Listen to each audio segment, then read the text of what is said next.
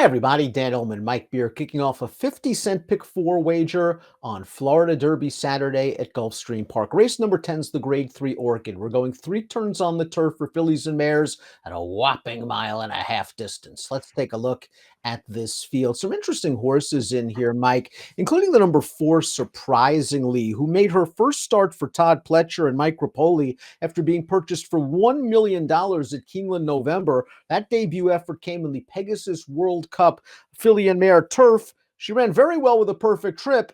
What about this extra distance? Yeah, she's got to stretch out here. I don't mind them trying it. She's bred. She has enough pedigree, I think, to get this far, Dan. So it's an interesting move for them. She was good for Shug. She ran really well first time out for Pletcher. But this is just an interesting race overall with the French import on the rail. Our Kelly Kim's been really good since they stretched her out. And McCulloch, the 6th, is the horse to beat. Lots of different angles. McCulloch, of course, has class. We last saw her in the Breeders' Cup filly and mare turf. Let's take a look at our time form U.S. pace projector. The number 2 Tower Bridge was on the lead last time out, going 1.25 miles over a synthetic surface at Turfway Park, stretching out in distance. She projects to make the lead in here. There doesn't seem to be a lot of speed. The good news is, surprisingly, stretching out can make her trip.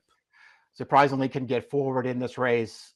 There's no doubt about that. I won't argue with the 2 being on the lead, Dan. It's at least worth pointing out that the French import that's drawn to the rail, at least over in France, she was pretty tactical. She liked to race up close to the pace. And I wouldn't be surprised if Joel Rosario, if she breaks, and that's usually a key component with these European runners. Sometimes they just don't get out of the gate very well, but if she does break, I'm sure Rosario would love a pace tracking pocket trip. Let's start things off with the 1 La Mejana, who was purchased for $430,000 by Christophe Clement in December overseas. Makes her first start here. She was a stakes winner in France and did okay last time out, running 3rd in a Group 1, Mike, finishing ahead of a horse that came back to pull off a big upset in the Group 1 British champion fillies and mares. So from a class standpoint, she fits. Yeah, she does. She's a multiple stakes winner over there. Obviously, the distance is no question, and it just kind of feels like you're not really going to worry about her classing up with these horses. Then I don't think that's going to be a real issue for her. You're right. Group 1 placed the last time we saw her. I mean, ultimately, she was really no match in that race off of a good trip, but she did her best in there, and it was a good placing for her. She's a contender in here. We'll see what kind of trip she gets. Tower Bridge is the number 2, going out for Cherie DeVoe and Johnny Velasquez. This one is 1 on dirt. She is 1 on synthetic. She'll be making her turf debut. She's by Street Sense, who is an acceptable turf stallion. This one went to the front last time out at Turfway and looked good striding out in the stretch of that first level allowance, but the horses she beat have not come back to run well. Yeah, she's just a tough call in here because she's not really bred to be a turf horse. She's got those 2 big wins on her card, and she looked good winning both of those races. Her other 4 starts are terrible. Our Callie Kim, on the other hand, is in razor-sharp form for Brendan Walsh. Just look at the last 6 races. 5 wins, 1 close second, including this race last time out, the very one at Gulfstream on March the 2nd, and she had some work to do. The pace was there for her, however. Tyler got her out into the clear, and she runs him down. Tyler rode her with a lot of confidence in this race. He just sat back. He waited until he got to the stretch to let her go. She wins this race for fun, Dan. I mean, just runs right over the top of these horses. That wasn't a very strong field. This is a way tougher spot for her. How are you going to knock what she's done, though, since they stretched her out? She's not only has she been good, she's been impressive winning those races. And she appears to be versatile enough to adapt to any sort of pace scenario. So if they drop the anchor early, she can be close to the pace. Javier Castellano will pick up the mount on our Callie Kim. Surprisingly is up next. She's a graded stakes winner at 1.16 miles and ran quite well in the Pegasus. First start for Pletcher. Let's watch that run. And she broke from a tough outside post, but the jock was able to save ground and everything worked out swimmingly. The rail opens up, she shoots on through, and she runs second to a very good horse in Didia while finishing ahead of 2 next out winners. She ran really well in here. She's only second best at the end, but it's a good performance. And the trip had a lot to do with it. I mean, what a great ride that she got in here. But she ran.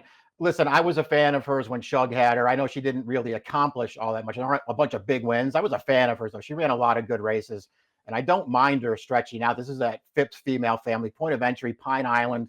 Those horses would run all day long. So I think she'll get the distance. I'll just kind of wait and see what kind of price she is, Dan. Although the number 5 Viva La Red's on a long losing streak, she hasn't reached the winner's circle in about 2 years. I think you have to note the improvement shown since being stretched all the way out in distances and then switched to turf and synthetic. She was fourth in the very one last time out, running on a little bit in the end, although no match for Arkali, Kim, and Anatolian, so she'll have to take a slight step forward. Yeah, I mean, they tried her in the tougher races the last 2 times, and she's just no match either time, and in either of those races at huge prices. I guess she'll be a big price once again, but this is an even tougher spot than the last two. Mikulik goes out for Chad Brown. This will be her first start of the year. She's a grade 1 winner at a mile and a quarter, but I think she's even more effective at these longer distances. She just didn't factor last time out in the Breeders' Cup Filly and Mare Turf. That distance probably a little bit too short. That competition probably too strong. I think this is a good spot to get her started. The question is, does Chad really have her, wound up tight? I guess that's something that you want to worry about because there are other good horses in here. And it's not like she's going to be some kind of great price where you feel like you can just take a shot with her. But I'm with you. I've always felt like longer is better for her one start so far at a mile and a half in the Glens Falls at Saratoga last year. And I know that Warlike Goddess maybe had a little bit of an excuse there, but McCulloch ran in that race to gun her down. I like this distance for her. She's a real good horse. Creative Cairo comes in from the fairgrounds, and she's been campaigning recently at shorter distances. But if you go back to that marathon race at Keeneland in the fall, I know it was only a second-level allowance race. She ran very well to be second to Arkali Kim at a big price that day. She doesn't have a lot of speed in these shorter distance races. It'll be interesting to see what sort of running style she brings here. She probably does have to improve against these graded type runners. She kind of looks like she's overmatched a little bit here. They've tried her at longer distances a few different times along the way, Dan. It's never really worked out for her. I mean, I guess you could just look at her, recent spate of races and say, well, this is the best that she's ever been. She's in really good form right now. I still think she's in too tough. I wonder if last time was the time for Anatolian, Mike. I liked her that day at 9-1. She got a setup. You saw her make the lead, and Arkali Kim just ran her over. Now the waters keep getting deeper from a class standpoint. I do like her tactical speed. I think she is slowly rounding herself into good form. Maybe you get a price again. Yeah, you will. She ran great last time. And it's one of those situations where it just feels like Maker is getting her good again. I mean, I feel like there could be another forward move coming right now, Dan. I don't know if it's going to be enough. This race is tougher than the very one. Let's take a look at our top selections for the Orchid. We're going to go with McCulloch in here, Mike. Despite the layoff, the way she won that race in New York last year at this distance, to me, makes me think that if she can come back in the same sort of form she was in last year, she can be a factor in the longer distance division for fillies and mares. Yeah, I agree with that. We'll see how ready she is off the layoff here. It's at least worth noting they're getting her started a little bit earlier than they usually do. So maybe that's a good sign for her, Dan. This is a good spot for her.